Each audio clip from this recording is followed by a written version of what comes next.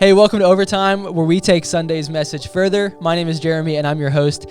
And this is a podcast where we just want to ask the questions that we think that you would ask as it relates to Sunday's message.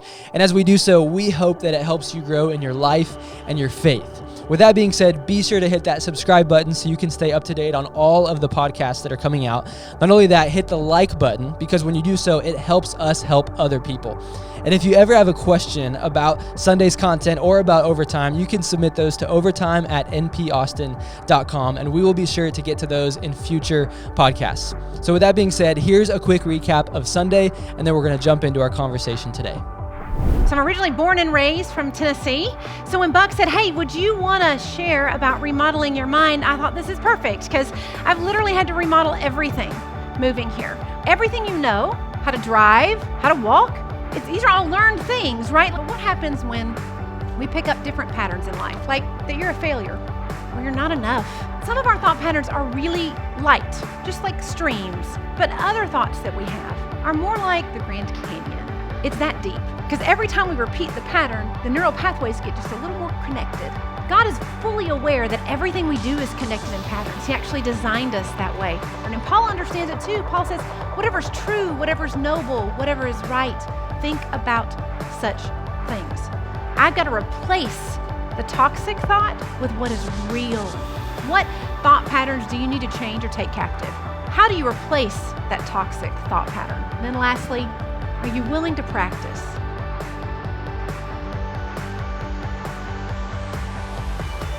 Okay. Do we have like an introduction thing that you do that's like a standard thing? No, he does it all. So we okay. just get to jump in. So we just jump in. Yeah. All right. So I have a question for you because you talked a little bit about Texas things. Okay. Yes.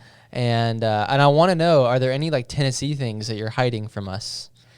What do you mean? Like mums in Texas. Yeah. Okay. But what would we go to Tennessee and we'd be like, oh my gosh. Like a weird Tennessee thing? Yeah.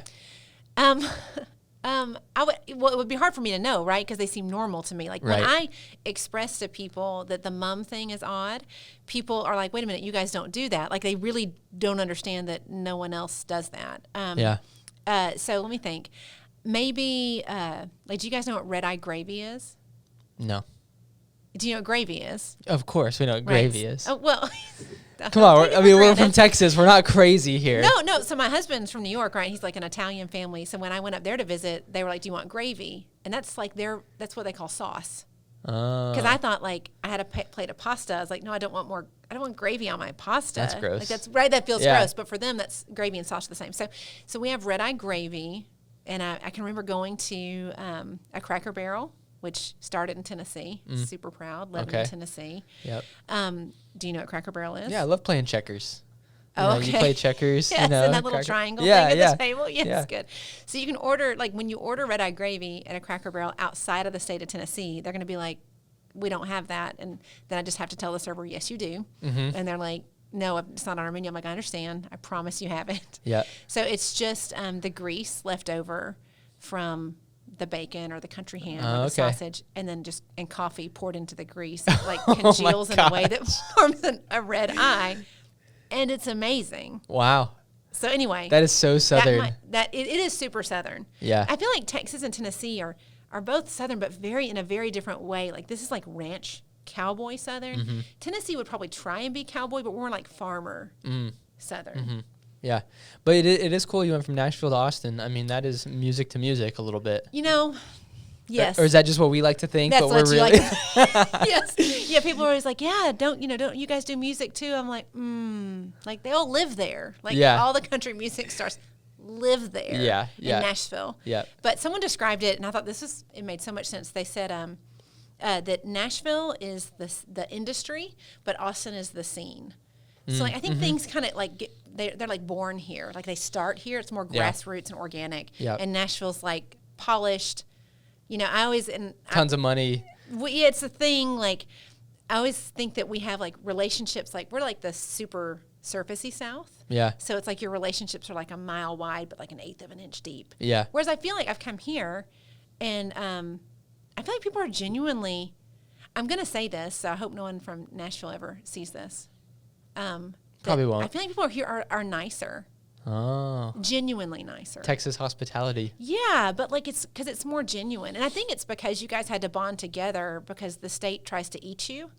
You know, like it's like, we have to survive. Yeah. And so I think that there's something there that makes you guys be like, like this is like, a heat that will kill you. Yeah. Vegetation that wants to stab you. Yeah. You're not wrong. We actually have I live in Liberty Hill, and we Okay. have a rattlesnake infestation in our neighborhood right now.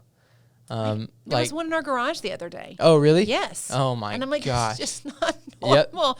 And people are like, well, you have snakes in Tennessee. Yes, we have all the things, but they stay where they're supposed to. And I they feel don't like try to kill you. Yeah, they're not like coming at you. And they don't wait for you to step on them, and Well, and there's such like a fierce independence about Texas, like just a statewide, right? Like that's would you notice? People are always like, do you notice that our flags can be as high as the and I'm like, yes, I get it. My kids actually came home from their first couple months at school here and were like, they're making us say the Texas pledge. I was like, just keep mouthing it until you learn it. Because we don't do that. Like you learn the Tennessee pledge, but then you never do it past like third grade. Yeah, yeah. Because we're also part of the United States of America. Yes, that's true.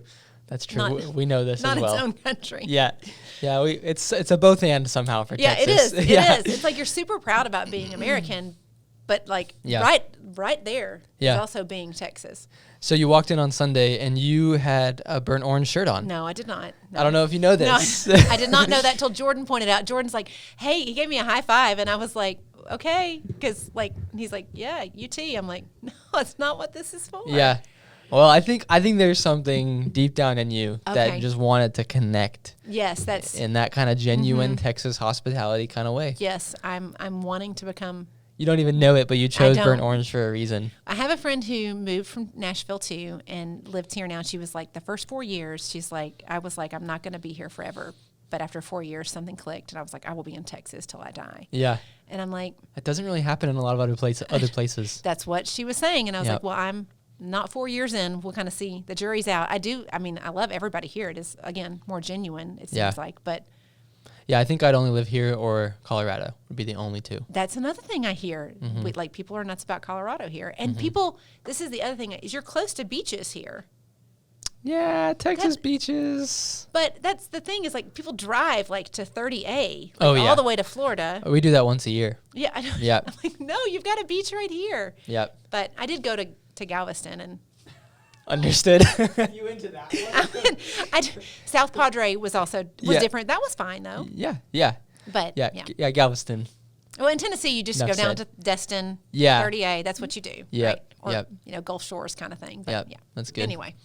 Anyways, so you talked about that in your message on Sunday. Yes, totally relevant and biblical. Yes, yep, exactly. And you did, just to catch people up, you did part 2, Remodeling Your Mind. And last week, Buck talked about just the idea of our broken thoughts. Yep. And he used those 3 things where he said retire, replace, repeat. Retire your broken thoughts, replace them with positive thoughts, and you got to put those things on repeat. Yeah. You kind of dove a little bit more into why those broken thoughts are there, and then what we actually replace them with. Yeah, and just the difficulty, I think, in the process of the replacing, that it's not as easy as like, just stop thinking that. Yeah.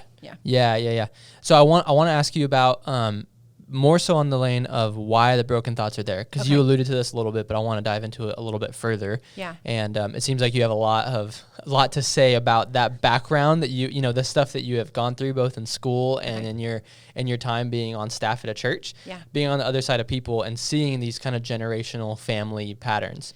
So Jordan wrote down some stuff in here where he said that looking more into the family systems theory side of things. Can you explain what that is and why that is significant to our broken thoughts? Yeah, so for me, in school, they're going to put you in like pastoral counseling classes, and one of those classes is going to most likely be a family systems. And it's just a branch of like psychology counseling, especially family counseling, that just says, hey, your stuff is handed to you from even places that even like family members generations back you never encountered, right? That there is something about our family system that doesn't define us, but really does shape us. And so like when I sit across from you right now, I'm not just sitting across from you, I'm sitting across from what you experienced as a kid, which means I'm sitting across from your parents, which they parented you, for better or for worse, I don't know your story. So like they parented you based on how they were parented, right? For better, for worse. they parented, so like you can see how this kind of stacks up. Even like I used the example Sunday about my mom, and I remember going through this process where I had like a lot of tension in that relationship, and I was reading a book, and it was talking about forgiving your parents for whatever they handed to you. And I remember reading the chapter on forgiving your mom, and it had like prayers mapped out. And I was like, well, this is going to be great. So I sat down and I started to read these prayers, and I realized that like none of these things were the things that I struggled with my mom with. My mom was operating out of what her mom handed her. And I had a lot of like tension built up on things that I think she was like realizing, like, and I was young and I was in my 20s, but I mean, realizing like, hey, like, wow, she's doing the best she can with what she was handed. So family systems just kind of says like, hey, let's look at this, because some of the scripts you've been given, we never talk about emotions, or we always do this, or we never do that, are probably not things you're aware of. And they, are such a normal part of your everyday that you got to kind of map that out so you can see where it comes from. I think for me, biblically, one of the things that I correlate it to is, and I didn't grow up in the church, so becoming a Christian and then like reading, especially the Old Testament, is super confusing, right? So you're just like, wait, God seems really weird right now. This is not the God I thought I just encountered. But when you look at like this idea of family curses, like there's a couple of times in the Old Testament where God says like, and this issue, this thing is going to actually be on your family for generation to generation to generation, or I'm going to do this for 4 generations. And now kind of studying family systems and looking at counseling and looking at my own story, I'm like, I don't think God necessarily, I think that's the author's way of understanding that our generations bleed into each other and we leave legacy, right? And we're going to leave some kind of story. We get to choose the kind of story, but it's going to trickle down. And so when Scripture talks about like something that impacted generations, like 4 or 5 or 7 generations, that to me is family systems theory. That's where like psychology caught up and said, oh, there is something to this. Maybe it's not something that God is like sprinkling some kind of like cursing dust on a family, but like that my choices impact my kids and their choices are going to impact their kids. And so it makes a lot of sense for us to be observant of it. Does that make sense? Yeah. And objective, to look at our family systems objectively and go, this is what is really there. It seems like in kind of Western culture, we want to shy over, some of the more difficult things, obviously, and, have more surface level family relationships sometimes. Yeah. And there's a question in this, but like, how do you, as you look at a family systems theory and think about how it impacts you, but you also objectively begin to realize how broken it might be, how do you make peace with that? Yeah. Yeah. I mean, when you were just talking, I was just thinking, man, forgiveness is huge here, right? Like, and that's a whole topic in and of itself, right? Just how do we forgive what was handed to us? How do we forgive those messages? I think one of the things that was helpful for me, and one of the things I have, like when I meet with people for like spiritual direction purposes, I have them write out just their memories, and don't really think too much about it. Just free write all your memories from as early as you can remember to current, but leave another column. So you write your memories just free form, and then you write kind of the message attached to those memories and what you picked up from that. So what I discovered in that is that a lot of what I thought I was blaming my parents for, my dad never said this, or my mom said this all the time, or whatever the thing was. And that actually a lot of my stuff came from, experiences with peers. But I had just redirected it and not, so I think, like you said, the objective part, like kind of get it on paper for a second, like maybe even set aside.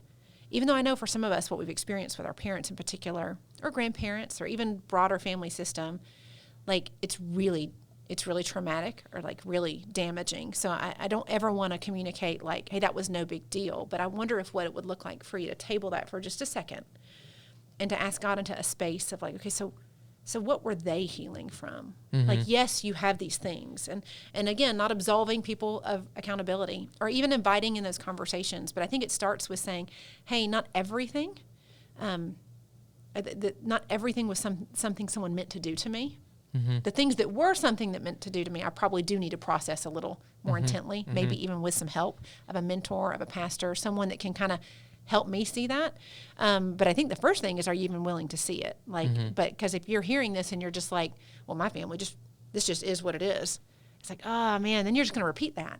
Yeah. right? Like, because it just is what it is. So nothing will be different. Yeah. So just even being willing to say, I'm going to look at this. I'm going to maybe offer some forgiveness and grace in these spaces, realize what I'm also handing to my kids.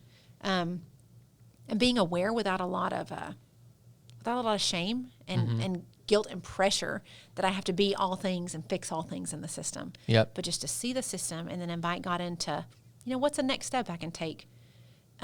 I tell people sometimes we have to say, okay, God, I need to move from hate to tolerate, and then from tolerate to celebrate. And so we could be in different places in our families where we're like, look, I hate that person, or I'm angry, and I'm just going to ask God to help me move to tolerate. And sometimes I don't know that we always get there to celebrate, but like we start that journey. Yeah. Yeah. Somebody once told me as well that in kind of looking at your family origin and just all the brokenness that's there, sometimes you just have to go, okay, God, so this is the story I've been given. Yeah. Because I think we carry a lot of expectations with us, what we think or want or perceive our stories to be. But when we come to terms with what they are and they aren't, sometimes I think we just have to go, all right, so that's what my story is, and this is what my story is. And it just when you take the expectation off, it can create a lot of peace, I think. Yeah. And God can really meet you in those moments and create some change. Yeah, and I'm thinking like that at some point, even if it was a wound that was given to you, it now belongs to you. So, we can keep being mad and we can keep pointing fingers and we can keep kind of deflecting. And I understand, but like what you're saying, like this is my story. This is what it is. Not in a defeatist way, not like, well, it is what it is, but like really more like, okay, here it is. So God, I want to move forward from this. And I also think like, it's important to just, because you're about to be a dad, which is like in so like exciting. a couple weeks, apparently. Right. That's insane. Yep. I remember when I was pregnant with the boys, both times I felt, and even when they were really little, I just felt like I had to set up the story. And I think over time, parenting has been like one of those like just reminders, like God has got that little boy, my sons, in His hands in ways that I'm a part of their story. Yeah. But God has a much bigger story with them, right? Just like my kids, and I had to remind my kids, and I told my small group girls at Inside Out, I was like, one of them was really struggling with their parent, and I was like, you do know they had a story before you, and they have a story after you. Like they're a person too. So I think, just as you're going to want that grace when you are a dad, you're going to want that, your kids to look at you and be like, oh, okay. He's not just dad. He's also Jeremy and a husband and a coworker and a friend. We have to give our other family members that grace too. Yeah. They have stories outside of us. Yeah. Which is really easier said than done. Yeah. So part of doing that is recognizing our broken thoughts that come from those places, those Grand Canyons that have been kind of woven our whole life. How do you recognize those broken thoughts? I mean, you talked about the genogram a little bit. Part of it's just like being honest with yourself, or part of it's maybe my counselor told us we need to break up with our parents. He said that one time. Love that. And he gave us like 35 questions to ask our parents, and he's like, this is how, it was like, I love that. Yeah. And so, but how do we, because if we don't recognize them, we're not going to be able to do anything about them. So how do we recognize those broken thoughts that are Grand Canyons in our mind that are from our family origins? Yeah, and we kind of talked about one of the exercises I have people do is to write out some memories, and that will help you see some of these thought patterns. Maybe, and this is going to be so cliche. I know people tell you to do this all the time, but like you need to carve out time to just be and to listen. And certain personalities are going to do that well or easier than others. Certain personalities, that's going to be really uncomfortable. You need to be doing something, reading something, doing some kind of worksheet, but like really creating some space to be like, I mean, you always hear these stories of people encountering God in a way that they were like, God, if you're real, show me kind of thing. And that's a whole other topic in and of itself. But the idea that like, okay, God, I'm going to show up, for 10 minutes this morning, and I'm just going to listen. Maybe I'll read a thought, but I'm just going to sit for a second, and I'm going to ask you to bring to mind that thought. The other indicator is other people probably know. You've probably done something, like habitually, done something, or what is something that always triggers you? A lot of my patterns end up popping up in work. I think it's because I'm an only child, so I don't have a ton of like siblings to bring out my crazy as much. No, I'm just kidding. I know it does. It really, really does. It's a whole nother thing. But I, realizing at work, like, man, I've worked really just 2 jobs over my career post college, right? Like, and the same people keep showing up at my work environment. And then I feel like God was like, actually, it's you.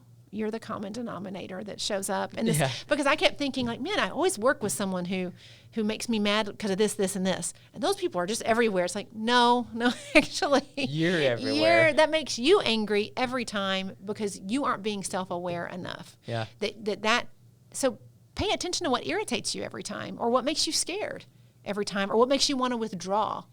What makes you shut down? There's probably patterns, but it just takes practice to, I think, become attentive to those. And if you can't become attentive to them, you can ask some people that you trust, like really good friends. If you do have a good relationship with your parents, they could probably highlight some of that. A spouse, a good friend, a mentor, a coach. Jeremy will tell you everything you need to know about yourself, right? Yep, exactly. I can just read it like a book. Yep. Here it is. Yep. It made me think of a question that Buck always references at some point, maybe once a week. He asked me this question pretty often. He just said, what's it like to be on the other side of me? Yes, that's a great one. And that's a good question. That's a scary question to ask. Yeah. But that's a really, really powerful one too. Yeah, I love that. If you did that like with 3 coworkers and then took notes, just listened, and then I would be super shocked if you didn't have a theme. Yeah. And that's probably going to point you toward a thought pattern that may not always be. That's the other thing I think I didn't get to say Sunday was like, we have some really great Grand Canyon thoughts too. Like, right? Some of us really truly feel loved. Yeah. And some of us really truly do feel strong in a skill or a talent. And I would keep, those aren't, so it's not all toxic thoughts, right? There's some good thought patterns too. So, yeah. Do you think that the toxic ones get more airtime though? I think so. I just think that we're naturally prone to that. Yeah. It's just easier to hear.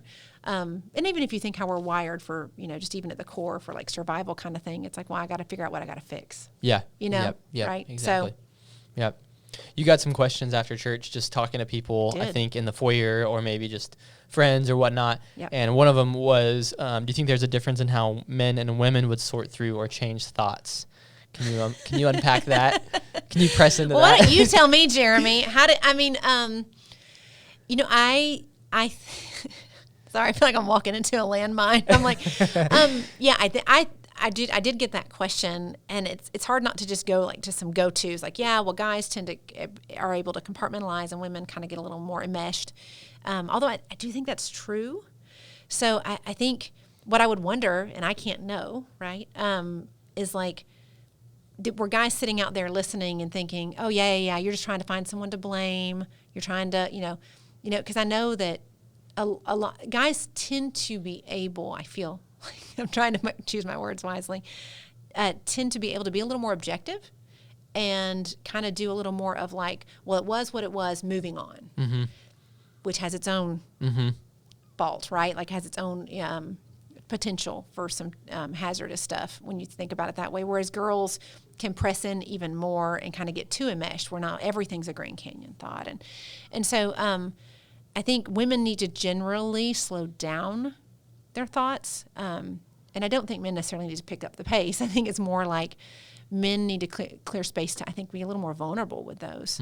I don't know. You tell me. I mean, like, as a guy, if someone stands up and says to you, like, hey, you've probably got some Grand Canyon-like patterns that you might want to examine, what is your first thought? I think it's, for men, I think it's all about the father. I think the amount of men I've sat on the other side of and they've said, I'll never be like my father, is much greater than the amount of women I've sat on the other side that have said, I'll never be like my mother. Really? In my experience. No. Yeah, that's awesome. But I think that the reason is because, I don't know, just I don't know, the way God created us differently potentially, but men and father, there's that phrase father wound that gets thrown around a lot. And I just think that men tend to go, the answer to not be like my father is I will white knuckle, I will work hard, I will put my head down, and all of that work, all that effort's going to get me to the point where I'm not like my father. Whereas you miss the vulnerability aspect of what you just said. It's like, no, if I have those Grand Canyons that have been created in my life, it's not just hoping and working really hard to stay out of the Grand Canyons that they're going to go away. Those are going to stay there. You have to really begin to get into those Grand Canyons and understand why they're there. And I think that's the more rare thing that some men, I think also just our culture doesn't really reward that. Our culture doesn't reward men going into those dark spaces of their own hearts and feeling things and coming out and going, you know what? I do feel things and I can be vulnerable. You know, the culture isn't like, way to go, man. Way to have feelings. Yeah, culture generally, I think, just goes like, hey, suck it up, like be a man, you know? And so I think from my perspective, I think it's so linked to your own dad and the experiences with your own dad, back to that like family systems theory. And then just, you know, how you view working on these things. It's not just working hard and getting it done. It's really going, you know, Solomon says a man's heart are like deep waters. One with insight draws them out. Oh, and I love that, yeah. Yeah, and I just think a man's heart are like deep waters. Like there's so much in there. You got to pull it out if you want to have insight and learn how to love and lead your family better. Speaking from, you know, I don't have a family. You know, I have my wife, Ashley. You do. I do have a family, but you understand what I'm saying. Like, you know, Yeah. I can say this in a lot of naivety, and I want to be careful with that. But that's what I've seen and experienced in terms of the men and thoughts. I mean, you know, what I'm thinking is that we're all handed tools, right? And like when we talked about that trencher versus that plastic spoon, or we can have a shovel. I don't know. I don't do tools things, but like, you know, I'm sure there's all sorts of ways we can deal with like landscaping issues or rerouting. But, you know, I'm going to be born into a system that, and if I have a father figure that does not ever talk to me about feelings or emotions, then I've not been given a trencher, right? Like, I mean, like you have to set up that dialogue early to understand, you know. And I understand, like, I feel like a lot of guys feel like if I go there, then whether it's just weakness or it's pointless. A lot of the men I work with will be like, that's just, I mean, what good does that do? And I think understanding like awareness breaks off the power, because I love that illustration of white knuckling. And I just want to be like, so if you're white knuckling to push against the system that you encountered, but they're white knuckling one generation back to push against the system they encountered, like it's at what point is anybody going to be willing to open their hands and just look? Yep. And not look with the intent of declaring everything good or bad or failure or success. Yep. But just looking. Yep. And seeing for what it really is and asking God. That comes that replacing, like, show me what's true. Yep. Like it could be true, like it is true my dad cared for me. It is true he only expressed that to me in the way that he knew how, but I've been telling myself he never cared. But that wasn't true. Yep. You know, that kind of thing. Yep. You know. Yeah. I also think when it comes to men and vulnerability and feelings and thoughts, I think our culture tends to have a little bit like, what am I trying to say? I think our culture tends to not know what it wants from a man.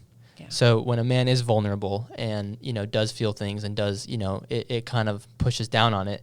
When a man is tough, well, then he finds himself in a lot of trouble at some point. I mean, look at just culture and the news and the men that make massive, massive problems and wakes behind them because somebody somewhere said, suck it up.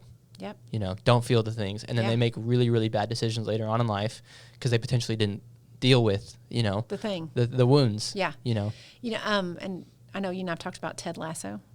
So I don't know if everybody in the world is as caught up as I am, like Ted Lasso, but like this last spoiler alerts. I know I'm trying not to, but this last episode, but even just the theme, if you're even just maybe like a season and a half, I don't know. Anyway, there's a theme in a lot of what you're saying, right? In that where it's like someone's trying to figure out, hey, this happened. Actually, almost every character I feel like is dealing with a dad thing in some ways. Yeah. Right? They're all navigating. They really are. This whole season is like, I mean, it's like now I'm realizing dad, for women and men in the show, right?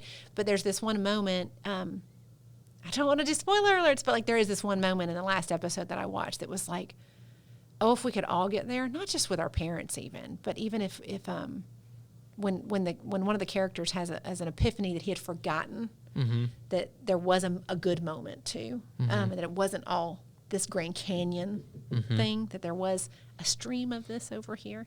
And every character almost has that in this particular episode, has that moment with a father figure in some way. And I think that's when God calls us, especially when Jesus like says, hey, you know, like we talk about loving your enemy and we talk about giving people grace and giving people space. I think it's like, oh, that's so great. You know, well, you just made me mad. I'm going to, you know, but like, what about those Grand Canyon enemy situations or when enemy is family? And it's like, it's harder to give grace and to give space and to believe for the best in certain dynamics. And that's where Jesus is, I think, pushing us. He's like, no, I'm talking about even in those situations, not in just the coworker that ticked you off, but that deep wound, that thing you thought you could never forgive. I'm talking about letting me in there. Yeah. It's a little harder to do. Yeah. It's hard to really talk about like thought life, deep spiritual relationship with Jesus, with at some point coming across forgiveness. Yeah. Buck and I joke, we tend to like, oh, we need to talk about forgiveness more. And we're like, we feel like we talk about it all the time. But at the same time, golly, it really just is the turning page in so many stories. Mm-hmm. And it's the turning page in our story, God forgiving us for our sins. Yeah. You know? And I think when I find someone who's like, well, that's not really a thing for me. I've forgiven people, and have you forgiven yourself? Mm-hmm. Like, there's even turn it back and look at yourself, because there's still so many things. Like, for me, like, mom guilt is super real. Yeah. Like, even though I can tell myself, I can look at you and I can be like, you are going to be a great dad. You're not going to do everything perfect, but God is like aware of all that journey that you have, right? And I can look at you and know that. I could look at Ashley and say that. But like, when I look at me, but I should have. Mm-hmm. I shouldn't have said that thing. I shouldn't have yelled that way. I shouldn't have lost my mind, which I do. More often than I ever thought I would. Yeah. I'm sure I'm going to. No, as well. you won't. You won't. You won't, because he'll sleep through the night immediately. Yeah. All right. So last question. Okay. And this is one of the ones I think you got from someone else, is how do you separate caution from replaying old tapes? Is there any space or value to negative headspace when the negative stuff is also the true stuff? Yeah. I think this person, and I had to unpack that question even. I was like, okay, I think what they were saying is like, sometimes like bad stuff has happened because it's maybe been a consequence of someone else's free will or our own choices or whatever it could be. But then there's caution and wisdom that come from the Grand Canyon. Again, like acknowledging that Grand Canyon thought is not always toxic. Mm-hmm. But I think this person was saying, like, sometimes that, how do I know if it's like, oh, don't be negative again, and oh, I'm alerting, the Holy Spirit for me, right, is alerting me to something I need to exercise caution or wisdom to. There's a book called, I haven't read it, but a friend of mine is like the Gift of Fear, like that there is a place in which God puts something in us that makes us alerted to something. I think that's what that person was asking, is like, how do I know the difference between toxic thinking and, hey, something's off? Mm-hmm. I don't know that there's a definitive answer for that. I don't know that there's like a formula for that. Josh might know because he knows lots of formulas. But there might be someone who's a little wiser than I am. I actually think that most everything is kind of held as kind of like a double-sided coin. Like, there's probably some good and bad in both. Like, I love when Job says to his wife, he says, I've had all this bad stuff happen to me. And his wife's like, well, then just give up on God. And Job's like, well, I'm not going to take the good and not the bad. I'm going to look at it together. So I think if you're feeling something, I would hold it together. And I would say, okay, I'm feeling that tension again about this work dynamic. Once again, that circular argument is coming up with my kids or coming up with my spouse. And I wouldn't discount every negative thought, because I don't think that's wisdom either. Mm-hmm. I do think there's value in knowing you, right? So I get super passionate about like personality profiles and all that kind of stuff, because I think like I am a glass half empty personality. Mm-hmm. Me as well. I just, you don't really strike me like that. Oh, definitely. Okay. Yep. Are you mad at yourself for that? Oh, all the time. So I think, and because I'm older, which you let us know Sunday I'm seasoned, right? Yep, sorry, haven't brought that up yet. I just wanted to make sure today I could bring my unseasoned perspective. Yes. So like I think it's taken me a while to go, I'm actually kind of made glass half empty. When I temper that in conversation with God, I can bring what untempered looks like judgment and critique actually is like strategic thinking. And I can bring like, oh, well, did we think about this? Or what about this over here, right? Not managed with God. It just sounds like negative Nancy and judgment, and it's never good enough, and expectations are ridiculous. This is what my teenagers will tell you about me. Mom, it's never good enough. And it's like, well, I'm just made for it not to be. So I think if you're trying to figure out, is this thought pattern, like think about, is this just part of who you are, but you're not managing it, right? Does that make sense? Like that thing, some people are just super cautious. And that's awesome. They're super aware and vigilant. They are the people that sit in a restaurant and they always have all the views of all the exit. That is not me. I'm like, okay, I'll just sit here, Have you ever seen Jason Bourne? No. No, it's fine then. We'll just move on. Is he like that? Well, yeah. He doesn't know who he is, and then he's like, but I know the license plate's out there, and then I know there's 10 feet to the door, and he's like, but I don't know how I know these things, and he has an identity crisis. It's really, really good. Okay, yeah. But it's total like action. Is it as good as Ted movie. Lasso is my question. I watch Jason Bourne, those movies, probably like twice a year, all three of them. Oh, like regularly? Mm-hmm. Okay. Yeah, they're like my top 10 probably. Okay. Josh has them. I have his Apple ID account on my Apple TV, Okay. so I watch movies that he gets. So that would be like, he's made like that, Yes, right? yes, And so yep. like, but that hypervigilant can be paranoia, Yep. can be a whole nother thing, but also like that's a gift. Like you're aware, you're more sensitive to that. So I think when I hear someone say, so how do I know? It's like, well, you're going to have to figure that out. It's going to be a little different for each of us, but it's going to be creating that time and space to wrestle with that. Don't cast anything out. That's that taking captive. You know, Jesus tells this parable. He talks about the parable of the weeds, right? Where there's a guy, I butcher these things. So, there's a guy who has a field, and his enemy comes and sows weeds in the middle of the night. And the servants wake up and they're like, Master, you've got the wheat and you've got the weeds. What are we going to do? We're just going to go start ripping out the weeds. And he says, no. Like, don't, because you might rip out some of the wheat as well. I wait till the harvest time, and then I'm going to come and do the harvest. And so for me, you can take that parable a gazillion different ways, but for me, it's like God's like, listen, all that stuff you're just trying to eliminate in your life, it's not that I don't want to eliminate and work on it, but I've got a different plan to grow up with it, because he's not unaware of it. Mm-hmm. So God's not like, you had a Grand Canyon thought that was toxic? Yeah. You were wounded? Like What? He's aware, Yeah, right? yeah. And he's like, actually, and it's not about him causing it, but it's like, I want to do this work with it. Let the wheat and the wheats grow together, and then it's you and I harvest them. And we'll start to sort and sift in a way that actually produces the fruit from the harvest, versus you just want to, the white knuckle thing you said, like, I'm just not going to think that anymore. I'm going to, I know for me, like, body image stuff is huge for me. Mom stuff is huge for me. I'm just, okay, today's the day I'm going to eat better. Today's the day I'm going to not feel this way about myself. And it's like, there's a reason that hasn't worked, as opposed to like the day that I can say, God, yesterday, this is what I felt. So can we talk about that? That's a very different process than the white knuckle. So I think you had a phrase I loved. You wrote it on a board one time, I feel. Yeah, I flipped the script where, it's more of a journaling practice for me, because I have a hard time. And this is part of the Philippians verse you talked about. Yeah. Whatever is true, noble, right, and pure, think about such things. And so what is true is very elusive. Sometimes if you ever had one of those toys that's like the little slinky thing, but like you try to hold on to it and it keeps falling through your hands. Yeah, like the slimy eel kind of thing. Yeah, That's truth, I think, in a lot of our lives. And I think because we so often mistaken it for what we feel. And so sometimes when I find myself in this weird headspace, I do this journaling thing where I go, so often the script is, I know I'm enough, but I just feel like I'm not enough because this happened today and it really beat me down and blah, blah, blah. So instead of doing that, you flip it and you go, I feel like I'm not enough because this happened and this was my day, but I know I'm enough. And you end with what you know, and you end with what is true. And that's kind of how you replace the negative thoughts with positive ones. And you go think about what is true and pure and noble and right, Yeah.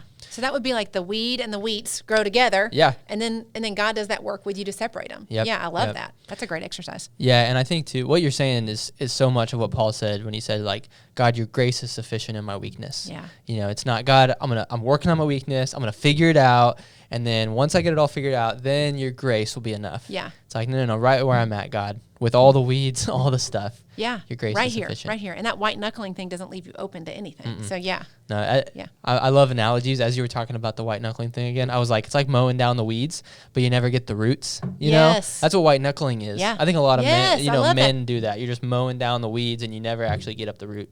That's like a perfect example of like you never really attended to the Grand Canyon, right? Yep. You didn't get to the root. Yep. Love it.